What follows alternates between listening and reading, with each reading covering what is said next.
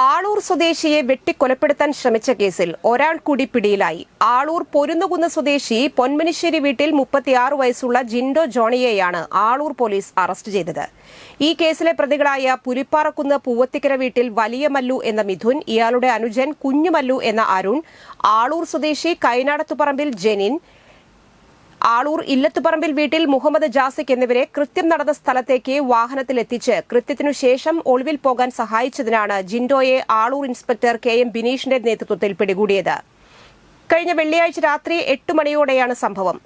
ആളൂർ സ്വദേശി വട്ടപ്പറപ്പറമ്പിൽ അമീഷിന്റെ വീട്ടിലേക്ക് 4 പേർ കൊടുവാളും ഇരുമ്പ് പൈപ്പുമായി അതിക്രമിച്ചു കയറി ഭീകര അന്തരീക്ഷം സൃഷ്ടിച്ച് അമീഷിനെ വെട്ടുകയായിരുന്നു. തടയാൻ ചെന്ന ചേട്ടൻ അജീഷിന്റെ ഇടത് കൈക്ക് വെട്ടേറ്റു, 2 വിരലുകൾ അറ്റുപോയി.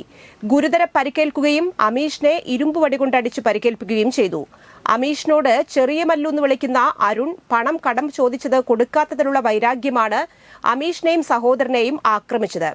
ഈ കേസിലെ പ്രതികളായ പുലിപ്പാറക്കുന്ന് പൂവത്തിക്കര വീട്ടിൽ വലിയ മല്ലു എന്ന മിഥുൻ, ഇയാളുടെ അനുജൻ അരുൺ, ആലൂർ സ്വദേശി കൈനാടത്തുപറമ്പിൽ ജെനിൽ, ഇല്ലത്തുപറമ്പിൽ വീട്ടിൽ മുഹമ്മദ് ജാസിക് എന്നിവരെ നേരത്തെ പിടികൂടിയിരുന്നു. Aloor police station inspector KM Bineesh, SI Surendran, CPOമാരായ ജിബിൻ എന്നിവർ അന്വേഷണ സംഘത്തിൽ ഉണ്ടായിരുന്നു.